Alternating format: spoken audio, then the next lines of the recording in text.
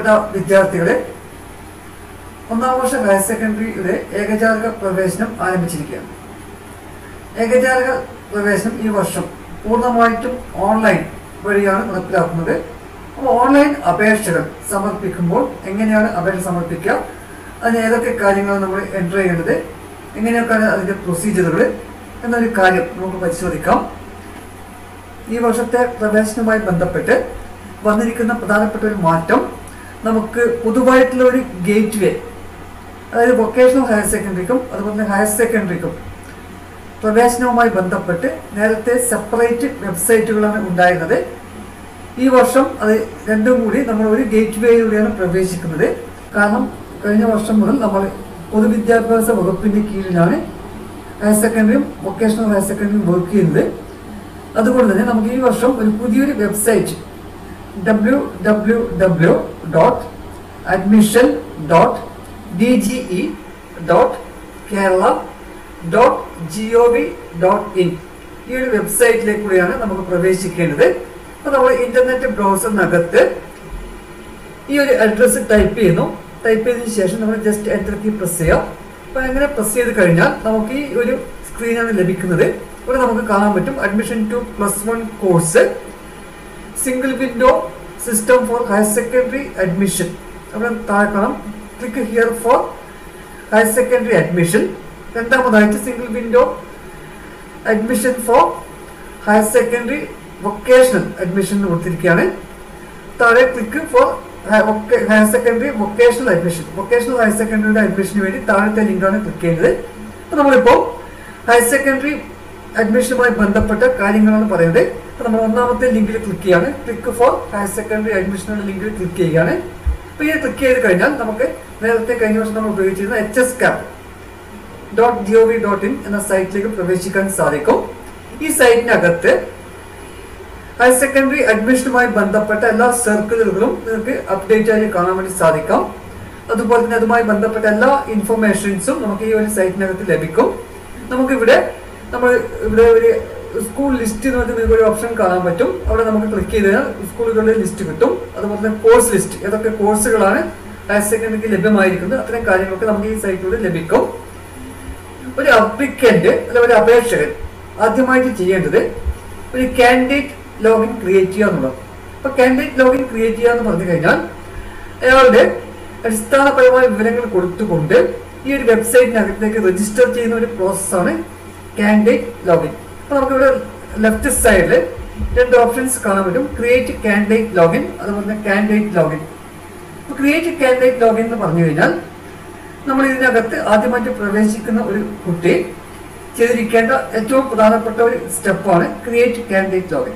ഇവിടെ കാൻഡിഡേറ്റിന്റെ ഡീറ്റെയിൽസ് നമ്മൾ എൻ്റർ ചെയ്യും, ഇതിനകത്ത് രജിസ്റ്റർ ചെയ്യുന്നതും അതിനുശേഷമാണ് കാൻഡിഡേറ്റ് ലോഗിനിൽ പോയി നമ്മൾ അപേക്ഷ കൊടുക്കുന്നത്. അപ്പോൾ ഇതിന് വിവിധ ഘട്ടങ്ങളുണ്ട്. ഒന്നാമത്തെ ഘട്ടമാണ് ക്രിയേറ്റ് കാൻഡിഡേറ്റ് ലോഗിൻ. രണ്ടാമത്തേത് നമ്മൾ ആപ്ലിക്കേഷൻ സബ്മിറ്റ് ചെയ്യാണ്. ആപ്ലിക്കേഷൻ സബ്മിറ്റ് ചെയ്യുന്ന 3 സ്റ്റേജുകളാണുള്ളത്. ഒന്ന് നമ്മൾ ബേസിക് ആയിട്ടുള്ള പേഴ്സണൽ ഡാറ്റ എൻ്റർ ചെയ്യുന്നതാണ്.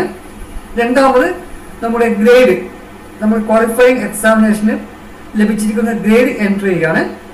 മൂന്നാമത്തേതാണ് നമ്മുടെ ഓപ്ഷൻസ്, ഏതൊക്കെ സ്കൂളുകളാണ് ഏതൊക്കെ കോഴ്സുകളാണ് നമ്മൾ ചോയ്സ് സെലക്ട് ചെയ്യുന്നത്, അതിൻ്റെ എൻട്രിയാണ്. ഈ 3 ഘട്ടങ്ങളിലൂടെയാണ് ഈ ഒരു പ്രോസസ്സ് കടന്നു പോകുന്നത്. അതുകൂടാതെ നിങ്ങൾക്ക് ഇവിടെ അപേക്ഷ കൊടുക്കുന്നതിന് മുമ്പായിട്ട് നിങ്ങൾക്ക് ഇവിടെ വ്യൂ പ്രോസ്പെക്ടസ് കാണാം. ഈ പ്രോസ്പെക്ടസിൽ ക്ലിക്ക് ചെയ്ത് കഴിഞ്ഞാൽ നിങ്ങൾക്ക് പ്രോസ്പെക്ടസ് ലഭിക്കും. ആ പ്രോസ്പെക്ടസിലൂടെ നിങ്ങളൊന്ന് കടന്നു പോയതിനു ശേഷം മാത്രം അപേക്ഷ കൊടുക്കുക. പ്രോസ്പെക്ടസിൽ എല്ലാ കാര്യങ്ങളും വ്യക്തമായിട്ട് പറയുന്നുണ്ട്. അതുപോലെ തന്നെ ഹൗ ടു അപ്ലൈ ഓൺലൈൻ, എങ്ങനെയാണ് ഓൺലൈനിൽ അപ്ലൈ ചെയ്യുന്നുള്ള ഒരു മാനുവൽ ഇവിടെ കൊടുത്തിട്ടുണ്ട്, അത് നിങ്ങൾക്ക് പരിശോധിക്കാവുന്നതാണ്. അപ്പോൾ നമ്മൾ ആദ്യം ഇവിടെ എന്താണ് ഒരു ക്രിയേറ്റ് കാൻഡിഡേറ്റ് ലോഗിനിൽ പോവുകയാണ്. അപ്പോൾ കാൻഡിഡേറ്റ് ലോഗിൻ ക്രിയേറ്റ് ചെയ്യാം, നമ്മളിവിടെ ക്ലിക്ക് ചെയ്യാം. ഇപ്പോൾ ക്രിയേറ്റ് കാൻഡിഡേറ്റ് ലോഗിൻ SWS എന്നുള്ളത് ക്ലിക്ക് ചെയ്യുന്നു. അപ്പോൾ ക്ലിക്ക് ചെയ്ത് കഴിഞ്ഞാൽ നിങ്ങൾക്ക് ഇതുപോലത്തെ ഒരു സ്ക്രീനാണ് ലഭിക്കുന്നത്. അപ്പോൾ ഈ സ്ക്രീനകത്ത് നമ്മൾ ആദ്യം ഏത് ജില്ലയാണ് നമ്മൾ അപേക്ഷ കൊടുക്കുന്നത്. ഇപ്പോൾ സെലക്ട് ഡിസ്ട്രിക്റ്റ് ആണ്. അപ്പോൾ നമ്മൾ ആ ഡിസ്ട്രിക്ട് ഇവിടെ സെലക്ട് ചെയ്യണം. അപ്പോൾ നമുക്ക് എല്ലാ ജില്ലയുടെയും ലിസ്റ്റുകൾ ഇവിടെ കിട്ടും. ഇവിടെ ക്ലിക്ക് ചെയ്ത് കഴിഞ്ഞാൽ നമുക്ക് ആ ലിസ്റ്റ് കാണാൻ പറ്റും. അവിടെ നമ്മൾ കണ്ണൂർ ഏത് ജില്ലയാണോ, കണ്ണൂരാണ് കണ്ണൂർ, തിരുവനന്തപുരമാണ് തിരുവനന്തപുരം, അത് സെലക്ട് ചെയ്യുന്നു. സെലക്ട് ചെയ്തതിനു ശേഷം സബ്മിറ്റ് കൊടുക്കാം. സബ്മിറ്റ് കൊടുത്തു കഴിഞ്ഞാൽ ഇവിടെ കാൻഡിഡേറ്റ് രജിസ്ട്രേഷൻ ആണ്.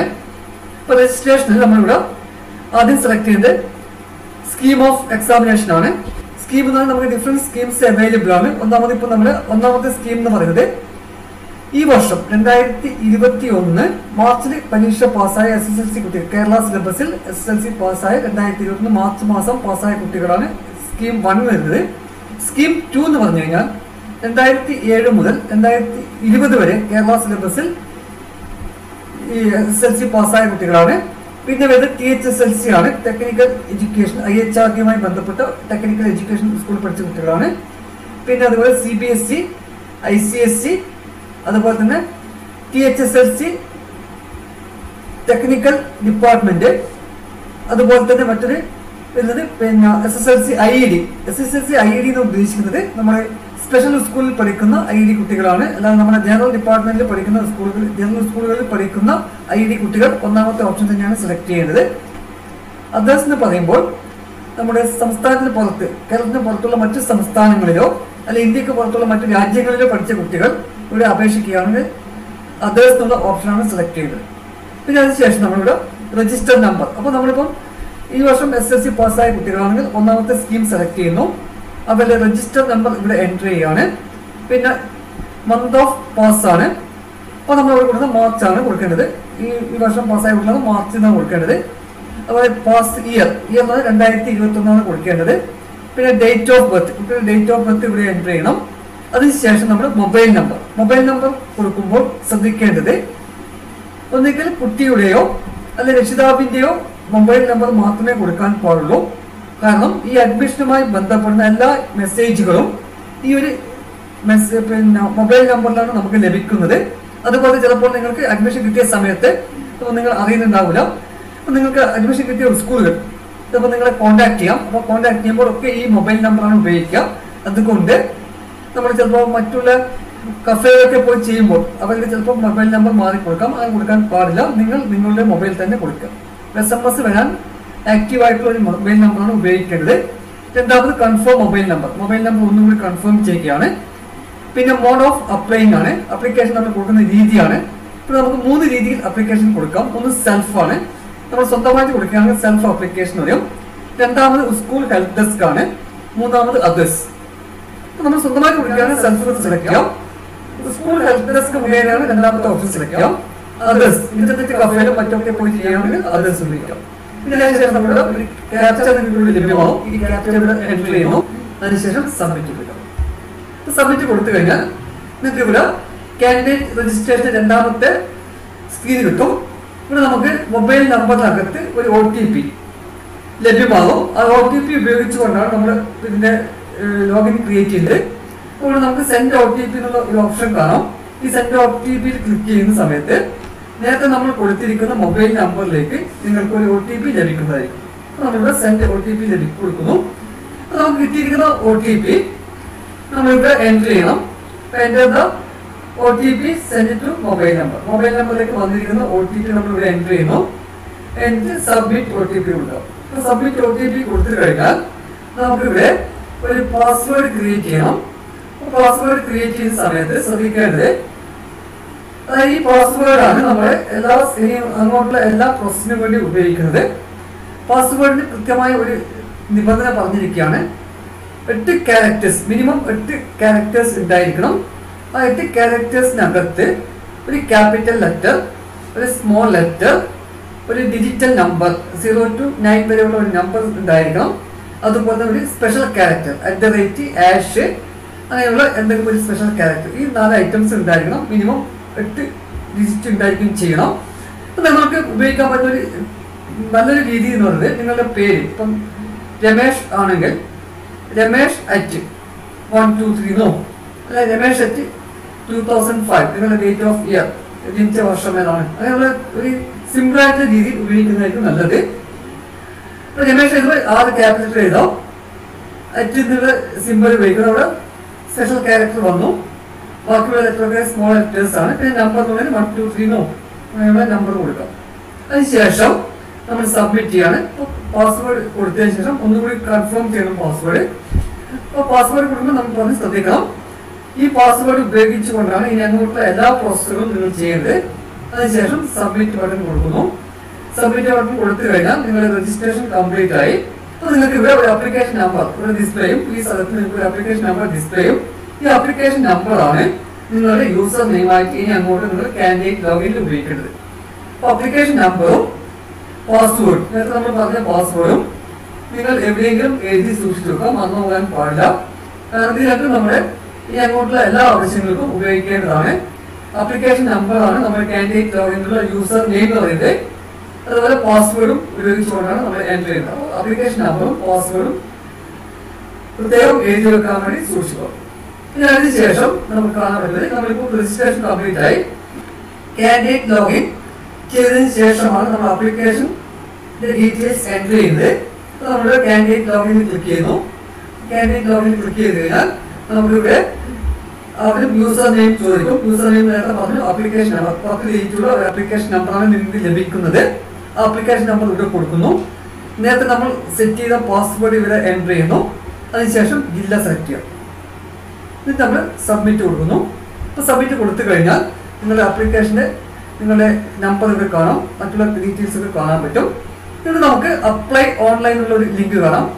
ഈ അപ്ലൈ ഓൺലൈനിൽ നമ്മൾ ക്ലിക്ക് ചെയ്യുമ്പോൾ നമുക്ക് ഡീറ്റെയിൽസ് എൻ്റർ ചെയ്യാൻ വേണ്ടി വരും. നമ്മൾ നേരത്തെ കൊടുത്ത ആപ്ലിക്കേഷൻ നമ്പർ ഒക്കെ ഇവിടെ വരുന്നുണ്ട്. ഇനി ഇവിടെ select the school in which the study qualifying examination. നമ്മൾ ക്വാളിഫൈങ് എക്സാമിനേഷൻ പാസ്സായ സ്കൂളാണ് ഇവിടെ സെലക്ട് ചെയ്യുന്നത്. ഇപ്പോൾ നമ്മൾ സെലക്ട് ചെയ്യുന്ന സമയത്ത് ശ്രദ്ധിക്കേണ്ടത് നമുക്ക് നേരത്തെ പറഞ്ഞ സ്കൂൾ ലിസ്റ്റ് നമുക്ക് കാണാൻ പറ്റും. ആ സ്കൂൾ ലിസ്റ്റിനകത്ത് ഹയർ സെക്കൻഡറി സ്കൂളുകളുടെ കോഡാണ് നമ്മൾ ഉപയോഗിക്കുന്നത്. ഇപ്പോൾ നിങ്ങൾ ഏത് സ്കൂളാണോ പഠിച്ചിരിക്കുന്നത് ആ സ്കൂളിന് ഒരു ഹയർ സെക്കൻഡറി ഡിപ്പാർട്ട്മെന്റിൽ കോഡ് കൊടുത്തിട്ടുണ്ട്. ഇപ്പോൾ നമ്മൾ കണ്ണൂർ ജില്ല എടുക്കുകയാണെങ്കിൽ 13,001 നമ്മുടെ കണ്ണൂർ ജില്ലയിൽ സ്റ്റാർട്ട് ചെയ്യുന്ന കോഡ്. തിരുവനന്തപുരത്താണെങ്കിൽ 1001. അങ്ങനെ ഓരോ ജില്ലയ്ക്കും ഒരു കൃത്യമായ സ്കൂളുകൾക്ക് കോഡുകൾ കൊടുത്തിട്ടുണ്ട്. നമ്മൾ ഹയർ സെക്കൻഡറി സ്കൂളിന്റെ കോഡാണ് ഉപയോഗിക്കുന്നത്. ഹൈസ്കൂളിന് പ്രത്യേക കോഡാണ്, അതല്ല ഇവിടെ ഉപയോഗിക്കുന്നത്.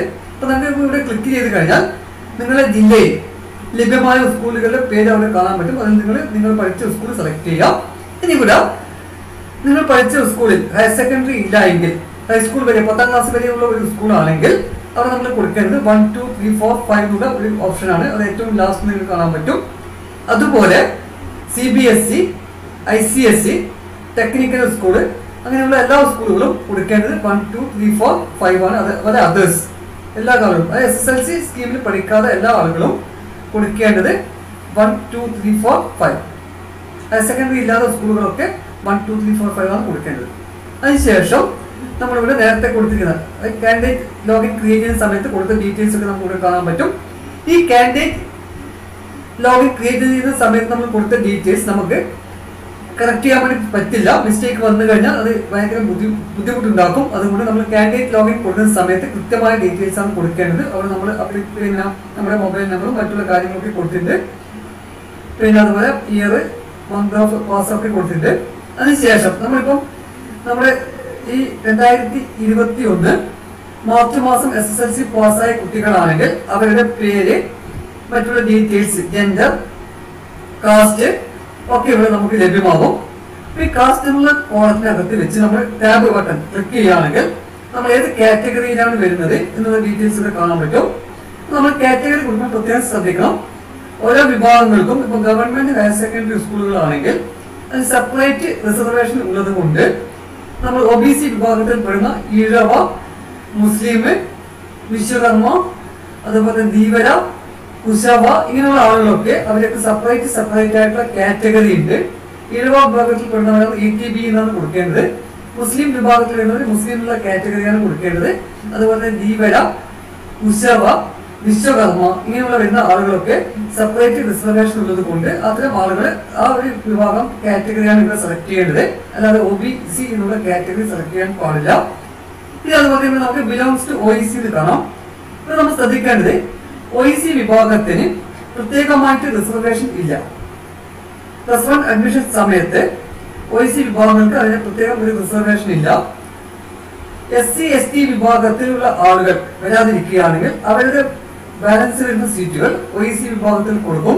OEC നമ്മൾ ക്ലിക്ക് ചെയ്യുന്ന സമയത്ത് കഴിഞ്ഞ കുറച്ച് വർഷങ്ങൾക്ക് മുമ്പായിട്ട് ഏകദേശം 30ഓളം ജാതിയിൽപ്പെട്ട ആളുകളെ OEC വിഭാഗത്തിൽ ഉൾപ്പെടുത്തിയിട്ട്, പക്ഷെ അത്തരം ആളുകൾക്ക് ഈ അഡ്മിഷൻ സമയത്ത് എന്തില്ല, OBC വിഭാഗത്തിൽ പെടുന്ന OEC വിഭാഗത്തിലേക്ക് മാറ്റിയ ആളുകൾക്ക് ഈ അഡ്മിഷൻ സമയത്ത് റിസർവേഷൻ കിട്ടില്ല. അവർക്ക് വിദ്യാഭ്യാസ ആനുകൂല്യങ്ങൾക്ക് മാത്രമാണ് ലഭിക്കുകയുള്ളൂ. അനക്സർ 2 അനുബന്ധം 2 ലിസ്റ്റ് ഓഫ് കാസ്റ്റ് സമുദായങ്ങളുടെ ലിസ്റ്റ് കൊടുത്തിട്ടുണ്ട്. ജാതികളുടെ ലിസ്റ്റ്, ഏതൊക്കെ ജാതികൾ ഏതൊക്കെ ഗ്രൂപ്പിലാണ് വരുന്നത് അത് കൃത്യമായിട്ട് കൊടുത്തിട്ടുണ്ട്. ആ ലിസ്റ്റ് നമ്മൾ പരിശോധിക്കണം ഈ കാറ്റഗറി സെലക്ട് ചെയ്യുന്നതിന് മുമ്പായിട്ട്. അപ്പൊ അതിന് തെറ്റായ കാറ്റഗറി കൊടുത്തു വരികയാണെങ്കിൽ അത്തരം ആളുകളെ അഡ്മിഷൻ നിഷേധിക്കാൻ സാധ്യതയുണ്ട്. OEC വിഭാഗം നമ്മൾ ടിക്ക് ചെയ്യുന്ന സമയത്ത് നമ്മുടെ അനുബന്ധം 2 OEC ലിസ്റ്റ് കൊടുത്തിട്ട് ആ ലിസ്റ്റിൽ പെടുന്ന ആളുകൾ മാത്രമേ ഇവിടെ ടിക്ക് ചെയ്യാൻ പാടുള്ളൂ. നമുക്കിവിടെ വരുന്നത് fathers name, mothers name, name of guardian, അതൊക്കെ നമ്മുടെ SSLC ബുക്കിനകത്തുള്ള ഡീറ്റെയിൽസ് അതുപോലെ തന്നെ ഉണ്ടായിരിക്കും. പിന്നെ ഇവിടെ ആധാർ കാർഡ് നമ്പറാണ്. ആധാർ കാർഡ് നമ്പർ ഉണ്ടെങ്കിൽ നമുക്ക് കൊടുക്കാം, ഇല്ലെങ്കിൽ NON കൊടുത്താൽ മതി. ഇനി എൻറോൾമെന്റ് ചെയ്തവരാണ് എൻറോൾമെന്റിന്റെ ഡീറ്റെയിൽസ് കൊടുക്കാം. ഇത് നമ്മൾ ഈ നമ്മുടെ 2021 മാർച്ച് മാസം SSLC പാസ്സാകാതെ മറ്റു കുട്ടികൾ, അപ്പോൾ നേരത്തെ SSLC പാസ്സായ കുട്ടികളുണ്ടാവും, അതുപോലെ CBSE കുട്ടികളുണ്ടാവും, ICSE കുട്ടികളുണ്ടാവും, മറ്റു വിഭാഗങ്ങളിൽ മറ്റു സ്റ്റേറ്റിൽ വരുന്ന ആളുകളുണ്ടാവും. അവരൊക്കെ അവരുടെ മുഴുവൻ ഡീറ്റെയിൽസ് ഇവിടെ എൻട്രി ചെയ്യണം. 2021 മാർച്ചിൽ പഠിച്ച കുട്ടികളുടെ ഡീറ്റെയിൽസ്, SSLC പാസ്സായ കുട്ടികളുടെ ഡീറ്റെയിൽസ് ഇവിടെ നമ്മുടെ ഡാറ്റാബേസിനകത്ത് ഇവിടെ വരും. പക്ഷേങ്കിൽ എല്ലാവരുടെ വിഭാഗത്തിലും മറ്റുള്ള എല്ലാ വിഭാഗം ആളുകളും അവരുടെ എല്ലാ ഡീറ്റെയിൽസും ഇവിടെ സെപ്പറേറ്റ് ആയിട്ട് എൻട്രി ചെയ്യണം. ഇത് നമുക്കിവിടെ വരുന്നത് ബോണസ് പോയിന്റ് ആണ്. ബോണസ് പോയിന്റ് നമുക്കറിയാം NCC, scout and guides, SPC, swimming, ഇങ്ങനെയുള്ള ബോണസ് പോയിന്റുകളുണ്ട്. അപ്പോൾ ബോണസ് പോയിന്റ് നമുക്ക് അത് കൊടുക്കുന്ന സമയത്ത് ഈ ബോണസ് പോയിന്റുമായി ബന്ധപ്പെട്ട സർട്ടിഫിക്കറ്റ് നിങ്ങളുടെ കയ്യിൽ നിന്ന് ഉറപ്പുവരുത്തണം. കാരണം ഇത്തരം സർട്ടിഫിക്കറ്റുകളുടെ ഡീറ്റെയിൽസ് ഈ അപേക്ഷയുടെ അവസാന ഭാഗത്ത് നമുക്ക് എൻട്രി ചെയ്യേണ്ടതുണ്ട്. അപ്പൊ അതുകൊണ്ട് തന്നെ എന്ത് ചെയ്യണം, നമ്മുടെ കൈവശം ഉള്ള സർട്ടിഫിക്കറ്റ് മാത്രമേ നമ്മൾ ടിക്ക് ചെയ്യാൻ പാടുള്ളൂ. പിന്നെ അതുപോലെ തന്നെ ഇവിടെ നമുക്ക് ഡിപ്പെൻഡൻസ് ഓഫ് ജവാൻസ് ഉണ്ട്. സർവീസിലുള്ളവരാണെങ്കിൽ സർവീസ് സർട്ടിഫിക്കറ്റ് വാങ്ങിച്ചിരിക്കണം. എക്സ് സർവീസ്മെൻ വിഭാഗത്തിൽപ്പെടുന്ന ആളുകളാണെങ്കിൽ അവർ ജില്ലാ സൈനിക ബോർഡിൽ നിന്ന് ലഭിക്കുന്ന സർട്ടിഫിക്കറ്റ് ആണ് പ്രൊഡ്യൂസ് ചെയ്യേണ്ടത്. അപ്പോൾ ഇതിൽ നമുക്ക് ഇപ്പം ഒരുപാട് ബോണസ് പോയിന്റുകൾ, പല ഓപ്ഷൻസുകളുണ്ട്. ഇതെല്ലാം കൂടി നമുക്ക് ഏകദേശം ഒരു 21 ബോണസ് പോയിന്റ് ലഭിക്കുമെങ്കിലും ഈ വർഷം നമ്മുടെ ബോണസ് പോയിന്റ് 10 ആയിട്ട് ചുരുക്കിയിട്ടുണ്ട്. നമുക്ക് കിട്ടുന്ന പരമാവധി ബോണസ് പോയിന്റ് 10 ആയിരിക്കും. അപ്പോൾ അത് പ്രത്യേകം ഓർമ്മിക്കാം. പിന്നെ വരുന്ന എക്സ്ട്രാ കരിക്കുലർ ആക്ടിവിറ്റീസ് ആണ്. എക്സ്ട്രാ കരിക്കുലർ ആക്ടിവിറ്റീസ് കഴിഞ്ഞ വർഷങ്ങളിൽ ഒന്നും നടക്കാത്തതുകൊണ്ട് അതുമായി ബന്ധപ്പെട്ടിട്ടുള്ള കാര്യങ്ങൾ ഈ വർഷം നമുക്ക് ചെയ്യേണ്ടതില്ല. ഇനി നമുക്ക് ഇവിടെ വരുന്ന മറ്റൊരു കാര്യം, ഇത് ബിലോങ്സ് ടു ലിംഗ്വിസ്റ്റിക് മൈനോറിറ്റി ആണ്. അപ്പോൾ ലിംഗ്വിസ്റ്റിക് മൈനോറിറ്റി നമുക്ക് പ്രധാനമായിട്ടും വരുന്നത് കാസർഗോഡ് അതുപോലെ തന്നെ പാലക്കാട് ജില്ലകളിലാണ്. തമിഴ്, കന്നഡ ഫസ്റ്റ് ഓപ്ഷനായിട്ട് പഠിക്കുന്ന കുട്ടികൾക്കാണ് അതിൻ്റെ ടിക്ക് മാർക്ക് ഇവിടെ കൊടുക്കേണ്ടത്. അവരുടെ ഫസ്റ്റ് ലാംഗ്വേജ് SSLC ബുക്കിനകത്ത് ഫസ്റ്റ് ലാംഗ്വേജ് തമിഴാണോ അല്ല കന്നഡയോ ആണെങ്കിൽ അവർക്ക് അതിൻ്റെ ആനുകൂല്യം കിട്ടും. ഇനി SSLC ബുക്കിനകത്ത് അങ്ങനെ ഇല്ല എങ്കിൽ മറ്റു സ്കീമിൽ വരുന്നവരൊക്കെ ആണെങ്കിൽ അവരുടെ സമുദായം ഈ വിഭാഗം മൈനോറിറ്റിയിൽ പെടുന്നതാണ് എന്ന് തെളിയിക്കുന്ന സർട്ടിഫിക്കറ്റ് ഹാജരാക്കേണ്ടി വരും. പിന്നെ വരുന്നത് ഡിഫറൻ്റ്ലി ഏബിൾഡ് ആയിട്ടുള്ള കുട്ടികളാണ്. അപ്പോൾ അവിടെ നമ്മൾ ഡിഫറൻ്റ്ലി ഏബിൾഡ് ആയിട്ടുള്ള കുട്ടികൾ ഇവിടെ ടിക്ക് ചെയ്യണം. അവർ ഏത് വിഭാഗത്തിൽ പെടുന്നതാണ്, OH, അതുപോലെ തന്നെ MR, അതുപോലെ തന്നെ പിന്നെ ബ്ലൈൻഡ്, ഡഫ്, ഇങ്ങനെ വിഭാഗമുണ്ട്. അത് ഏതാണെന്ന് സെലക്ട് ചെയ്യണം. പിന്നെ അവിടെ പെർസെൻറ്റേജ് ചോദിക്കുന്നത് മിനിമം 40% ഡിസബിലിറ്റി ഉള്ളവർക്കാണ് ഈ ഒരു ആനുകൂല്യം ലഭിക്കുക. അവരെ സംബന്ധിച്ചിടത്തോളം ഡിഫറൻ്റ്ലി ഏബിൾ ആയിട്ടുള്ള കുട്ടികൾ ഫസ്റ്റ് ഓപ്ഷൻ എവിടെയാണ് കൊടുക്കുന്നത് ആ സ്കൂളിൽ തന്നെ അവർക്ക് അലോട്ട്മെന്റ് ലഭിച്ചിരിക്കും എന്നാണ് പറഞ്ഞിരിക്കുന്നത്. അപ്പോൾ അതുകൊണ്ട് അവർ എന്ത് ചെയ്യണമെന്ന് വെച്ചാൽ ജില്ലാ മെഡിക്കൽ ബോർഡ് ഇവരുടെ ഡിസബിലിറ്റി തെളിയിക്കുന്ന സർട്ടിഫിക്കറ്റ് 40% മുകളിൽ 40% മുകളിലോ ഡിസബിലിറ്റി ഉണ്ട് എന്ന് തെളിയിക്കുന്ന മെഡിക്കൽ ബോർഡ്, ജില്ലാ മെഡിക്കൽ ബോർഡിന്റെ സർട്ടിഫിക്കറ്റ് ഹാജരാക്കണം. അത് നമ്മൾ ഇതിന്റെ കൂടെ അപ്ലോഡ് ചെയ്യണം. അതിന്റെ ഡീറ്റെയിൽസ് ഒക്കെ എൻട്രി ചെയ്യാനുണ്ട്. അപ്പോൾ നമ്മൾ അങ്ങനെയുള്ള വിദ്യാർത്ഥികൾ അവരുടെ രക്ഷിതാക്കള് ജില്ലാ മെഡിക്കൽ ബോർഡിൽ നിന്നും അത്തരം ഒരു സർട്ടിഫിക്കറ്റ് വാങ്ങിച്ച് സൂക്ഷിക്കേണ്ടതാണ്. നമുക്ക് ഇവിടെ വരുന്നത് റെസിഡൻഷ്യൽ ഡീറ്റെയിൽസ് ആണ്. നമുക്കറിയാം, നമുക്ക് പിന്നെ നമ്മൾ താമസിക്കുന്ന ജില്ല, താമസിക്കുന്ന താലൂക്ക്, താമസിക്കുന്ന ലോക്കൽ ബോഡി, തദ്ദേശ സ്ഥാപനങ്ങൾ, ഇവരൊക്കെ നമുക്ക് റിസർവേഷൻ കിട്ടുന്നത് ബോണസ് പോയിന്റ് ലഭിക്കുന്നതാണ്. അപ്പോൾ അതുകൊണ്ട് തന്നെ നമ്മുടെ 2021 SSLC പാസ്സായ കുട്ടികളുടെ അത്തരം ഡീറ്റെയിൽസ് നമുക്ക് ലഭിക്കും. അപ്പോൾ നമ്മുടെ ഇപ്പോഴത്തുള്ള അഡ്രസ്സ്, നമ്മുടെ ലോക്കൽ അഡ്രസ്സ്, റെസിഡൻഷ്യൽ അഡ്രസ്സ് ഈ SSLC ബുക്കിൽ നിന്നും വ്യത്യസ്തമാണെങ്കിൽ നമ്മൾ അതുമായി ബന്ധപ്പെട്ട നാറ്റിവിറ്റി സർട്ടിഫിക്കറ്റോ അല്ല റേഷൻ കാർഡോ പ്രൊഡ്യൂസ് ചെയ്യേണ്ടി വരും. അപ്പോൾ അതിന് ഡീറ്റെയിൽസ് കൂടി നമ്മൾ ഈ അപേക്ഷയുടെ കൂടെ സബ്മിറ്റ് ചെയ്യണം. അപ്പോൾ നമ്മുടെ SSLC സർട്ടിഫിക്കറ്റിലും അല്ലെങ്കിൽ നമ്മുടെ ക്വാളിഫയിങ് സർട്ടിഫിക്കറ്റിൽ ഇത്തരം അഡ്രസ്സ് ലഭ്യമല്ലെങ്കിലും അതിൽ നിന്ന് വ്യത്യസ്തമായ അഡ്രസ്സ് വരികയാണെങ്കിലും നമ്മൾ അതുമായി ബന്ധപ്പെട്ട രേഖകൾ, അത് നാറ്റിവിറ്റി സർട്ടിഫിക്കറ്റ് അല്ലെങ്കിൽ റേഷൻ കാർഡ്, അത് പ്രൂവ് ചെയ്യുന്നതിന് നമുക്ക് ആവശ്യമായ രേഖകൾ പ്രൊഡ്യൂസ് ചെയ്യണം. അതിന് പറഞ്ഞിരിക്കുന്ന 2 രേഖകൾ, ഒന്ന് നാറ്റിവിറ്റി സർട്ടിഫിക്കറ്റ് അല്ലെങ്കിൽ റേഷൻ കാർഡാണ്. ഇത് നമ്മുടെ കമ്മ്യൂണിക്കേഷൻ അഡ്രസ്സ് സെയിം ആണെങ്കിൽ സെയിം ആസ് ക്ലിക്ക് ചെയ്താൽ സെയിം അഡ്രസ്സിന് താഴോട്ടേക്ക് വരും. പിന്നെ ഇതിന് ലാസ്റ്റ് നമുക്ക് ഇമെയിൽ അഡ്രസ്, കുട്ടിക്ക് ഇമെയിൽ അഡ്രസ് ഉണ്ടെങ്കിൽ അത് ഇവിടെ നൽകാൻ പറ്റുന്നതാണ്. കോ കരിക്കുലർ ആക്ടിവിറ്റീസ് ഈ വർഷം ഇല്ലാത്തതുകൊണ്ട് അതുമായി ബന്ധപ്പെട്ട ഡീറ്റെയിൽസ് കൊടുക്കേണ്ടതില്ല. പക്ഷേ കഴിഞ്ഞ വർഷം 2021 മാർച്ച് മുമ്പ് SSLC പരീക്ഷ പാസ്സായ കുട്ടികളാണെങ്കിൽ അത്തരം കുട്ടികൾക്ക് ചിലപ്പോൾ ഈ കരിക്കുലർ ആക്ടിവിറ്റീസ് ഉണ്ടാകാം. അത്തരം ഡീറ്റെയിൽസ് എൻ്റർ ചെയ്യണം. പക്ഷെ അതിന്റെ എണ്ണമാണ് നമ്മൾ എൻ്റർ ചെയ്യുന്നത്.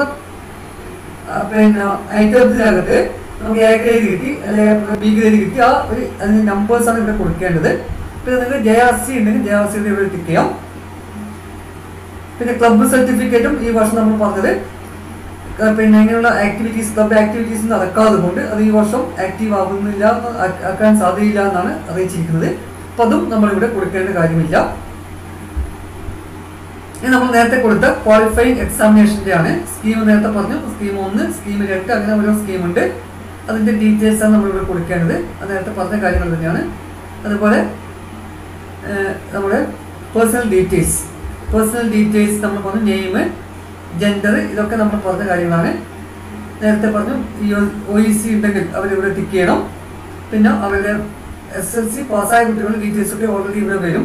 എല്ലാ സിലബസിലുള്ള ആളുകൾ അതിന് ഡീറ്റെയിൽസ് കൊടുക്കേണ്ടതാണ്. കമ്മ്യൂണിറ്റി കാറ്റഗറി കൊടുക്കുന്ന സമയത്ത് പ്രത്യേകം ശ്രദ്ധിക്കണം. ഓരോ വിഭാഗത്തിന് പ്രത്യേകം റിസർവേഷൻ ഉള്ളത് കൊണ്ട് OBC വിഭാഗത്തിന് ഓരോ വിഭാഗത്തിനും സെപ്പറേറ്റ് ഈഴവ, മുസ്ലിം അങ്ങനെയുള്ള ആളുകൾ സെപ്പറേറ്റ് ആയിട്ട് തന്നെ കൊടുക്കാം. നമുക്കിവിടെ ആധാർ നമ്പർ നേരത്തെ പറഞ്ഞു, ആധാർ നമ്പർ നിർബന്ധമായിട്ട് കൊടുക്കണമെന്നില്ല, വേണമെങ്കിൽ കൊടുത്താൽ മതി. പിന്നെ അതുപോലെ തന്നെ whether belongs to linguistic minority നേരത്തെ പറഞ്ഞ കാര്യമാണ്. ലിംഗ്വിസ്റ്റിക് മൈനോറിറ്റി ഉള്ളവർ ഇവിടെ ടിക്ക് ചെയ്യുക. അതിനെ വേണ്ടി ഡീറ്റെയിൽ ആയിട്ട് ഇവിടെ കാണിച്ചതേ ഉള്ളൂ. അതുപോലെ തന്നെ റെസിഡൻഷ്യൽ സ്റ്റാറ്റസ്, നമ്മൾ താമസിക്കുന്ന ജില്ല, താലൂക്ക്, ലോക്കൽ ബോഡി അത് സെലക്ട് ചെയ്യണം. അത് SSLC ബുക്കിൽ നിന്ന് വ്യത്യസ്തമായ അഡ്രസ് ആണെങ്കിൽ നാറ്റിവിറ്റി സർട്ടിഫിക്കറ്റ് അല്ലെങ്കിൽ റേഷൻ കാർഡ് പ്രൊഡ്യൂസ് ചെയ്യണം. പിന്നെ ബോണസ് പോയിന്റ് നമ്മൾ പറഞ്ഞു, NCC, സ്വിമ്മിങ്, സ്കൗട്ട്. സ്വിമ്മിങ്ങിൻ്റെ പ്രത്യേകം പറയുന്നത് സ്വിമ്മിങ്ങിൻ്റെ ജില്ലാ സ്പോർട്സ് കൗൺസിൽ കൗണ്ടർ സൈൻ ചെയ്തിരിക്കുന്ന സർട്ടിഫിക്കറ്റ് ആയിരിക്കണം എന്ന് പറഞ്ഞത്. എല്ലാ സർട്ടിഫിക്കറ്റുകൾക്കും നമ്മൾ പ്രത്യേകം ശ്രദ്ധിക്കേണ്ടത്, എല്ലാ സർട്ടിഫിക്കറ്റുകൾക്കും നമ്മൾ ബോണസ് പോയിന്റ് അവകാശപ്പെടുന്ന എല്ലാ സർട്ടിഫിക്കറ്റുകൾക്കും നമ്പറും ഡേറ്റ് ഓഫ് ഇഷ്യൂ ചെയ്യുന്ന അധികാരിയുടെ ഒപ്പ്, സീല് എന്നീ കാര്യങ്ങൾ കൃത്യമായിട്ട് ഉണ്ടായിരിക്കണം. അതുപോലെ ഈ വർഷം നമുക്ക് പ്രത്യേകമായിട്ട് വന്നിരിക്കുന്നത് little Kites A grade certificate ഉള്ള കുട്ടികൾക്ക് ഒരു ബോണസ് പോയിന്റ് ലഭിക്കും. അപ്പോൾ അവരും അവരുടെ ഇഷ്യൂയിങ് അതോറിറ്റിയിൽ നിന്നും ഈ സർട്ടിഫിക്കറ്റ് വാങ്ങിച്ചിരിക്കേണ്ടതാണ്. അതിനകത്ത് രജിസ്റ്റർ നമ്പറും അതുപോലെ തന്നെ certificate number, date of issue ഒക്കെ ഉണ്ടായിരിക്കണം. പിന്നെ ഡിഫൻസ് ഓഫ് ജവാൻ നേരത്തെ പറഞ്ഞതാണ്. സർവീസ് ഉള്ളവരാണെങ്കിൽ സർവീസ് സർട്ടിഫിക്കറ്റ് വാങ്ങിക്കാം. എക്സ് സർവീസ് മെൻ ആണെങ്കിൽ അവർ ജില്ലാ സൈനിക ബോർഡിന്റെ സർട്ടിഫിക്കറ്റ് ആണ് ഹാജരാക്കേണ്ടത്. പിന്നെ നമുക്കിവിടെ എക്സ്ട്രാ കരിക്കുലർ ആക്ടിവിറ്റീസ് നേരത്തെ പറഞ്ഞു ഈ വർഷം ഇല്ല. നേരത്തെ കഴിഞ്ഞവരാണെങ്കിൽ അതിന്റെ എണ്ണം ഓരോന്നിനും സ്റ്റേറ്റ് ലെവല്, ജില്ലാ ലെവലൊക്കെ ലഭിച്ചിരിക്കുന്ന സർട്ടിഫിക്കറ്റുകളുടെ എണ്ണമാണ് ഇവിടെ കാണിക്കേണ്ടത്. പിന്നെ ഇത് നമ്മൾ നേരത്തെ പറഞ്ഞു ബോണസ് പോയിന്റ് ഇല്ലാത്ത കാര്യങ്ങൾ. കോ കരിക്കുലർ ആക്ടിവിറ്റീസിൽ നിന്നും നമ്മൾ പറഞ്ഞ ക്ലബുകളൊന്നും ഇല്ലാത്തതുകൊണ്ട് അത് ഈ വർഷം കൊടുക്കേണ്ടതില്ല. നേരത്തെ മുൻപേ പഠിച്ചവരാണെങ്കിൽ അവരുടെ ഡീറ്റെയിൽസ് ഇവിടെ നമുക്ക് കൊടുക്കാവുന്നതാണ്. നമ്മളിവിടെ രണ്ടാമത്തെ സ്റ്റേജാണ് ഗ്രേഡ്. ഇപ്പോൾ സ്കീം 1ലുള്ള കുട്ടികളാണെങ്കിൽ അവരുടെ ഗ്രേഡ് ഓട്ടോമാറ്റിക്കായിട്ട് ഇവിടെ വരും. അത് നമ്മൾ SSLCന്റെ മാർക്ക് ലിസ്റ്റും വെച്ചിട്ടൊന്ന് ജസ്റ്റ് ചെക്ക് ചെയ്യാം. സ്കീം 2 ആണെങ്കിൽ അവരുടെ ഡീറ്റെയിൽസ് നമ്മളിവിടെ എൻ്റർ ചെയ്യണം. കാരണം അവരുടെ ഡീറ്റെയിൽസ് നമുക്ക് ലഭ്യമല്ല സൈറ്റിൽ. അപ്പോൾ 2020 മുമ്പ് SSLC പാസ്സായ കുട്ടികളാണെങ്കിൽ അവരുടെ എല്ലാ ഡീറ്റെയിൽസും നമ്മൾ എൻ്റർ ചെയ്യണം. അതുപോലെ തന്നെ THSLC കുട്ടികളുടെ ടെക്നിക്കൽ ഹയർ സെക്കൻഡറിയിൽ പഠിച്ചിരിക്കുന്ന കുട്ടികളുടെ അവരുടെ ഡീറ്റെയിൽസ് നമ്മളിവിടെ എൻ്റർ ചെയ്യേണ്ടതുണ്ട്. പിന്നെ അതുപോലെ CBSE കുട്ടികളുടെ ഡീറ്റെയിൽസ് എൻ്റർ ചെയ്യണം. അപ്പോൾ CBSE കുട്ടികളുടെ കാര്യത്തിൽ നമ്മൾ ശ്രദ്ധിക്കേണ്ടത് അവരുടെ ബോർഡ് എക്സാം പാസ്സായിരിക്കണം എന്നാണ് പറഞ്ഞിരിക്കുന്നത്. ബോർഡ് എക്സാം പാസ്സായവർക്ക് മാത്രമേ ഒന്നാമത്തെ അലോട്ട്മെന്റ്, മുഖ്യ അലോട്ട്മെന്റിൽ അപേക്ഷ കൊടുക്കാൻ പറ്റുകയുള്ളൂ. സ്കൂൾ ലെവൽ എക്സാം പാസ്സായവർക്ക് സപ്ലിമെന്ററി അലോട്ട്മെന്റിലാണ് അപേക്ഷ ക്ഷണിക്കുന്നത്. പിന്നെ മറ്റൊരു കാര്യം ശ്രദ്ധിക്കാനുള്ളത്, CBSE പഠിച്ച കുട്ടികൾ, CBSE പിന്നെ സർക്കുലറിൽ തന്നെ പ്രത്യേകിച്ചും പറയുകയാണ്, mathematics basic and standard 2 options ആണ് ഉള്ളത്. മാത്തമാറ്റിക്സ് സ്റ്റാൻഡേർഡ് പഠിച്ച കുട്ടികൾക്ക് മാത്രമേ സയൻസിൽ മാത്തമാറ്റിക്സ് ഓപ്ഷനുള്ള സയൻസ് കോമ്പിനേഷൻ എടുക്കാൻ പറ്റുകയുള്ളൂ. ഹയർ സെക്കൻഡറി പ്രവേശനം നടക്കുന്ന സമയത്ത് മാത്തമാറ്റിക്സ് കോമ്പിനേഷനുള്ള സയൻസ് ഓപ്ഷൻസ് എടുക്കണമെങ്കിൽ അവർ CBSEക്ക് മാത്തമാറ്റിക്സ് സ്റ്റാൻഡേർഡ് പഠിച്ചിരിക്കണം. ബേസിക് പഠിച്ച കുട്ടികൾക്ക് മാത്തമാറ്റിക്സ് ഓപ്ഷനായിട്ടുള്ള കൊമേഴ്സ് കോമ്പിനേഷൻ തിരഞ്ഞെടുക്കാവുന്നതാണ്. ആ കാര്യം നമ്മൾ പ്രത്യേകം ശ്രദ്ധിക്കണം. അപ്പോൾ അവരുടെ മാർക്കുകൾ നമ്മൾ ഇവിടെ എൻ്റർ ചെയ്യണം. അവർക്ക് ലഭിച്ചിരിക്കുന്ന മാർക്കുകളാണ് മാർക്കുകൾ ഇവിടെ എൻ്റർ ചെയ്യാം. അത് ഓട്ടോമാറ്റിക്കലി സോഫ്റ്റ്വെയർ ഗ്രേഡിലേക്ക് കൺവേർട്ട് ചെയ്തുകൊള്ളും. അപ്പോൾ അതുപോലെ തന്നെ ഇവിടെ നമ്മൾ ഒന്നുകൂടി കൺഫേം ചെയ്യുകയാണ്, ബേസിക് ആണോ സ്റ്റാൻഡേർഡ് ആണോ പാസ്സായത്. നമ്മൾ സ്റ്റാൻഡേർഡ് കൊടുത്താൽ സ്റ്റാൻഡേർഡ് പാസ്സായിട്ടത്, ബേസിക് കൊടുത്തിട്ട് ബേസിക് പാസ്സായെന്നുള്ളത് ഒന്നുകൂടി ഉറപ്പുവരുത്തുകയാണ്. ഇതാണ് നമ്മൾ CBSE കുട്ടികളുടെ മാർക്ക് എൻട്രി ചെയ്യുന്നതുമായി ബന്ധപ്പെട്ടിട്ട്. പിന്നെ വരുന്നത് ICSE കുട്ടികളാണ്. ICSE കുട്ടികളെയും ഇതുപോലെ തന്നെ അവരുടെ മാർക്ക് ലിസ്റ്റ് വെച്ചിട്ട് അവരുടെ ഓപ്ഷൻസ് നോക്കിയിട്ട് നമ്മൾ ഇവിടെ മാർക്ക് എൻട്രി ചെയ്യണം. അപ്പോൾ അതും ഗ്രേഡിലേക്ക് കൺവേർട്ട് ചെയ്യപ്പെടും. പിന്നെ വരുന്നത് SSLC IED കുട്ടികളാണ്. IED കുട്ടികൾ ഞാൻ നേരത്തെ പറഞ്ഞു, സ്പെഷ്യൽ സ്കൂളിൽ പഠിച്ച കുട്ടികളുടെ ഡീറ്റെയിൽസ് ആണ് ഇവിടെ എൻട്രി ചെയ്തത്. നമ്മൾ ജനറൽ സ്കൂളിൽ പഠിച്ച IED കുട്ടികളാണ് അവരുടെ നമ്മൾ സ്കീം 1-ൽ തന്നെയാണ് എൻട്രി ചെയ്തത്. പ്രത്യേകം ഈ ഡിഫറൻ്റ്ലി ഏബിൾഡ് ആയിട്ടുള്ള കുട്ടികൾക്ക് പ്രത്യേകമായി നൽകിയിരിക്കുന്ന സ്കൂളുകളുണ്ട്. അത്തരം സ്കൂളുകളിൽ പഠിച്ച കുട്ടികളാണ് ഈ ഒരു സ്കീമിൽ ഡാറ്റ എൻട്രി ചെയ്ത് മാർക്ക് എൻട്രി ചെയ്യുന്നത്. അതർ വിഭാഗത്തിൽ, അതായത് മറ്റ് സ്റ്റേറ്റിൽ നിന്നോ അല്ലെങ്കിൽ മറ്റ് രാജ്യങ്ങളിൽ നിന്നോ പഠിച്ചു വന്നവരാണ് ഈ ഒരു വിഭാഗത്തിൽ പെടുന്നത്. അവരുടെ മാർക്ക് ലിസ്റ്റ് നമ്മൾ നോക്കിയിട്ട് അവരുടെ ഗ്രേഡ് പല രീതിയിലുള്ള മാർക്കുകളായിരിക്കാം. അത്തരം മാർക്കുകൾ നമ്മൾ ഗ്രേഡിലേക്ക് കൺവേർട്ട് ചെയ്യുന്നതിന് വേണ്ടി നമുക്ക് ഇതിന്റെ റൈറ്റ് സൈഡിൽ ഒരു ഗ്രേഡ് കാൽക്കുലേറ്റർ ഉണ്ട്. ആ കുട്ടിക്ക് ലഭിച്ചിരിക്കുന്ന മാർക്കും ആ സബ്ജക്റ്റിനുള്ള ടോട്ടൽ മാർക്കും കൊടുത്തു കഴിഞ്ഞാൽ ഇവിടെ നമ്മൾ കാൽക്കുലേറ്റ് കൊടുത്തു കഴിഞ്ഞാൽ ഓരോ വിഷയത്തിനും ഗ്രേഡ് നമുക്ക് ഇവിടെ കാൽക്കുലേറ്റ് ചെയ്ത് മാറ്റാൻ വേണ്ടി സാധിക്കും. കാരണം പല സ്റ്റേറ്റിലും പല രീതിയിലുള്ള മാർക്കുകളായിരിക്കും. അത് നമ്മൾ നമ്മുടെ ഈ സിലബസിലേക്കുള്ള ഗ്രേഡുമായിട്ട് കൺവേർട്ട് ചെയ്യാൻ വേണ്ടിയാണ് ഈ ഒരു രീതി ഉപയോഗിക്കുന്നത്. പിന്നെ THSLC ടെക്നിക്കൽ എഡ്യൂക്കേഷൻ ഡിപ്പാർട്ട്മെന്റിൽ വരുന്നതാണ്. അവരുടെ ഡീറ്റെയിൽസ് നമുക്ക് ഇതുപോലെ അവരുടെ മാർക്ക് ലിസ്റ്റ് നോക്കിയിട്ട് അതിന്റെ ഓപ്ഷൻസ് നോക്കിയിട്ട് എൻട്രി ചെയ്യാവുന്നതാണ്. ഡീറ്റെയിൽസ് മാർക്ക് എൻട്രി കൊടുത്തു കഴിഞ്ഞാൽ ഗ്രേഡ് എൻട്രി ചെയ്ത് കഴിഞ്ഞാൽ മൂന്നാമത്തെ സ്റ്റേജിലാണ് നമ്മൾ ഓപ്ഷൻസ് കൊടുക്കുന്നത്. വളരെയധികം നമ്മൾ ശ്രദ്ധിക്കേണ്ട ഒരു കാര്യമാണ് ഇവിടെ ഓപ്ഷൻസ് കൊടുക്കുന്ന സമയത്ത്. ഒരു ഓപ്ഷൻ എന്ന് പറയുന്നത് ഒരു സ്കൂളും ആ സ്കൂളിൽ ഒരു കോമ്പിനേഷനും ചേർന്നാണ് ഒരു ഓപ്ഷൻ എന്ന് പറയാം. അപ്പോൾ ഫോർ എക്സാമ്പിൾ നമ്മളിപ്പോൾ കണ്ണൂർ ജില്ലയിലെ ഒന്നാമത്തെ സ്കൂൾ 13,001 ആണെങ്കിൽ സ്കൂൾ കോഡ് നമ്മൾ 13,001 എന്നിവിടെ എൻട്രി ചെയ്യുന്ന സമയത്ത് ആ സ്കൂളിന്റെ പേര് ഇവിടെ ഡിസ്പ്ലേയും ആ സ്കൂളിൽ ലഭ്യമായിട്ടുള്ള ഓപ്ഷനുകൾ നമുക്കിവിടെ ലഭിക്കും. നമുക്ക് ജില്ലയുടെ ലിസ്റ്റ് ലഭിക്കണമെങ്കിൽ ഇവിടെ ജസ്റ്റ് ഒന്ന് ക്ലിക്ക് ചെയ്താൽ നമുക്ക് ഈ ഓരോ ജില്ലയിലും നമ്മൾ അപേക്ഷിക്കുന്ന ജില്ലയിലെ സ്കൂളുകളുടെ ലിസ്റ്റ് ഇവിടെ കാണാൻ വേണ്ടി സാധിക്കും. അത് വെച്ച് നമുക്ക് സ്കൂൾ കോഡ് സെലക്ട് ചെയ്യാം. ആ സ്കൂൾ കോഡ് നമ്മൾ ആദ്യം എൻട്രി ചെയ്യുന്നു. സ്കൂൾ കോഡ് എൻട്രി ചെയ്ത് കഴിഞ്ഞാൽ ഞാൻ നേരത്തെ പറഞ്ഞു കുട്ടി ആ സ്കൂളിന്റെ ഡീറ്റെയിൽസ് ഇവിടെ കാണാൻ പറ്റും. അതിനുശേഷം നമുക്ക് ഒന്നാമത് കൊടുക്കുന്ന ഓപ്ഷൻ ഏത് കോഡാണ്, കോഴ്സ് കോഡാണ് ഇവിടെ കൊടുക്കേണ്ടത്. 45 ഓപ്ഷൻസുകൾ നമുക്ക് ലഭ്യമാണ്. അതിൽ 1 മുതൽ 9 വരെ സയൻസ് ഓപ്ഷനും 10 മുതൽ 35 വരെയും 41 മുതൽ 46 വരെയും ഹ്യൂമാനിറ്റീസ് കോമ്പിനേഷൻ ആണ്. അത് 40ാമത്തെ കോമ്പിനേഷൻ ഇപ്പോൾ നമ്മൾ മാറ്റിയിരിക്കുകയാണ്. ഹയർ സെക്കൻഡറി 40ാമത്തെ ഓപ്ഷൻ ഇപ്പോൾ ഇല്ല. പിന്നെ കൂടാതെ 36, 37, 38, 39 കോമേഴ്സ് ഓപ്ഷൻ ആണ്. അപ്പോൾ നമ്മൾ ശ്രദ്ധിക്കേണ്ടത് ഇവിടെ നമ്മൾ ഓപ്ഷൻ കൊടുക്കുന്ന സമയത്ത് നമ്മൾ നേരത്തെ ഒരു പട്ടിക തയ്യാറാക്കി വെക്കണം. നമുക്ക് ഏതൊക്കെ സ്കൂളുകളാണ് ഏതൊക്കെ കോമ്പിനേഷനാണ് കൊടുക്കേണ്ടത് അതിന്റെ പ്രയോറിറ്റി അനുസരിച്ച് നമ്മൾ ഒരു പട്ടിക തയ്യാറാക്കണം. അപ്പോൾ നമ്മളിവിടെ ശ്രദ്ധിക്കേണ്ട 2 കാര്യം.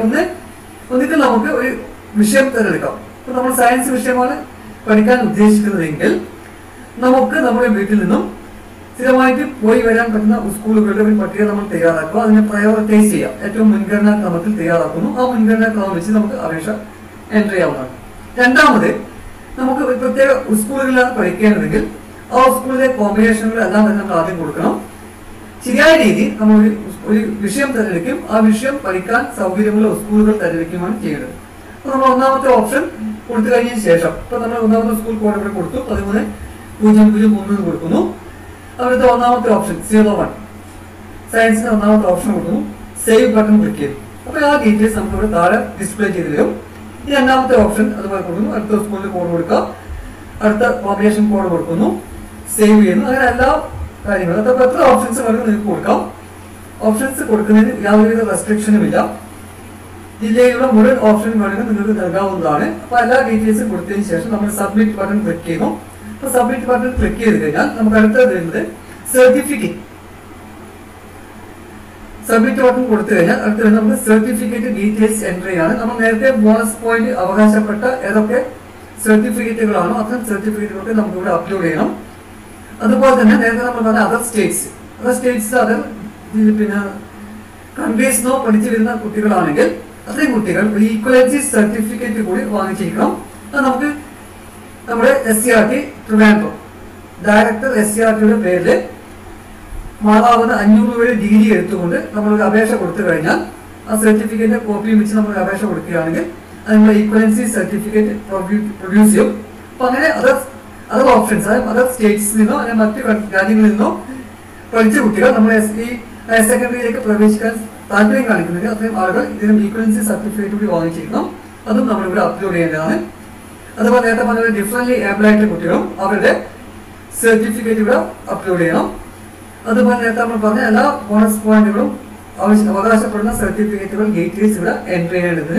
അപ്പോൾ ഇതൊക്കെ എൻട്രി ചെയ്ത് കഴിഞ്ഞതിന് ശേഷം സബ്മിറ്റ് ചെയ്യാണ്. അപ്പോൾ അത് നമ്മൾ എൻട്രി ചെയ്യുന്ന സമയത്ത് ശ്രദ്ധിക്കേണ്ട കാര്യം നേരത്തെ പറഞ്ഞു. ഒന്ന് സർട്ടിഫിക്കറ്റിന് ഒരു നമ്പർ ഉണ്ടായിരിക്കണം, ഡേറ്റ് ഓഫ് ഇഷ്യൂ ഉണ്ടായിരിക്കണം, ഇഷ്യൂയിങ് അതോറിറ്റി ഉണ്ടായിരിക്കണം, അവരുടെ സൈൻ സീല് കാര്യങ്ങളൊക്കെ ആ സർട്ടിഫിക്കറ്റിനകത്ത് കൃത്യമായിട്ട് ഉണ്ടായിരിക്കണം എന്ന് ഉറപ്പുവരുത്താം.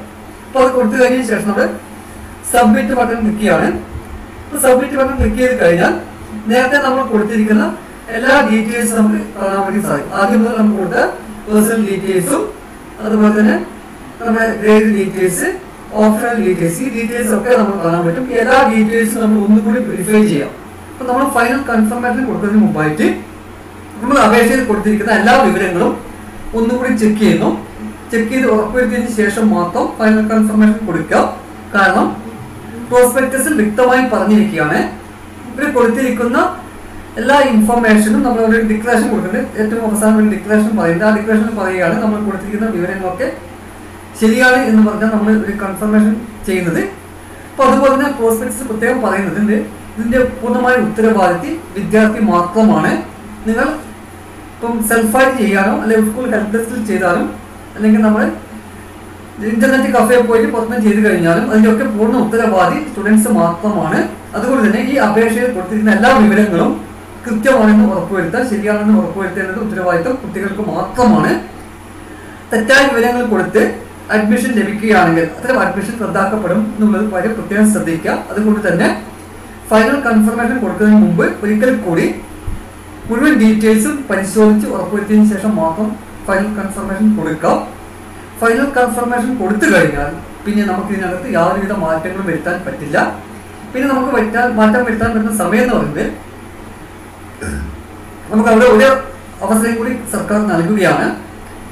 ഫൈനൽ കൺഫർമേഷന് ശേഷം നമുക്ക് ട്രയൽ അലോട്ട്മെന്റ് പബ്ലിഷ് ചെയ്ത് കഴിഞ്ഞാൽ ആ ട്രയൽ അലോട്ട്മെന്റിന്റെ സമയത്ത് നിങ്ങൾക്ക് ഇവിടെ കൊടുത്തിരിക്കുന്ന എല്ലാ ഡീറ്റെയിൽസ് നമ്മൾ കാൻഡിഡേറ്റ് ലോഗിനിൽ ക്രിയേറ്റ് ചെയ്യുന്ന സമയത്ത് കൊടുത്ത ഡീറ്റെയിൽസ് ഒഴികെ ബാക്കിയുള്ള മുഴുവൻ ഡീറ്റെയിൽസും കറക്റ്റ് ചെയ്യാൻ പറ്റും, അപ്ഡേറ്റ് ചെയ്യാൻ പറ്റും, അല്ലെങ്കിൽ എഡിറ്റ് ചെയ്യാൻ വേണ്ടി സാധിക്കും. ആ സമയത്ത് മാത്രമേ നമുക്ക് എഡിറ്റിംഗ് നടക്കാൻ പറ്റൂ അല്ലെങ്കിൽ കറക്ഷൻസ് നടത്താൻ വേണ്ടി സാധിക്കുകയുള്ളൂ. അത് പ്രത്യേകം ശ്രദ്ധിക്കാം. അതുകൊണ്ട് എല്ലാ കാര്യങ്ങളും ഒന്നും കൂടി ഉറപ്പുവരുത്തിയതിനു ശേഷം മാത്രം ഫൈനൽ കൺഫർമേഷൻ കൊടുക്കുന്നു. അപ്പോൾ ഫൈനൽ കൺഫർമേഷൻ കൊടുത്തു കഴിഞ്ഞാൽ നിങ്ങൾക്ക് ആപ്ലിക്കേഷന്റെ ഒരു പ്രിന്റ് ഔട്ട് എടുക്കാൻ വേണ്ടി സാധിക്കും. അപ്പോൾ നിങ്ങളുടെ സ്ക്രീനിനകത്ത് ആപ്ലിക്കേഷൻ വരും. ആപ്ലിക്കേഷന്റെ പ്രിന്റ് ഔട്ട് നിങ്ങൾക്ക് എടുത്തു വെക്കാം. ഭാവിയിൽ നിങ്ങൾക്ക് അത് ഉപകരിക്കും. അല്ലെങ്കിൽ നമ്മളത് കമ്പ്യൂട്ടറിനകത്തോ അല്ലെങ്കിൽ നമ്മുടെ മൊബൈലോ അതിന്റെ ഒരു കോപ്പി സേവ് ചെയ്ത് സൂക്ഷിച്ചു വെക്കാം. അപ്പോൾ ഈ രീതിയിലാണ് നമ്മുടെ ഏകജാതക സംവിധാനവുമായി ബന്ധപ്പെട്ട ഹയർ സെക്കൻഡറി അപേക്ഷ നൽകേണ്ടത്. അപ്പോൾ ഇത് നിങ്ങൾക്ക് മനസ്സിലായിട്ടുണ്ടാകുമെന്ന് കരുതുകയാണ്. അപ്പോൾ ഇതിന് നിങ്ങൾക്ക് ഇനിയും ഇതുമായി ബന്ധപ്പെട്ട കൂടുതൽ വീഡിയോകൾ ലഭിക്കുന്നതിന് വേണ്ടി ഈ ചാനൽ സബ്സ്ക്രൈബ് ചെയ്യുക. Okay, thank you.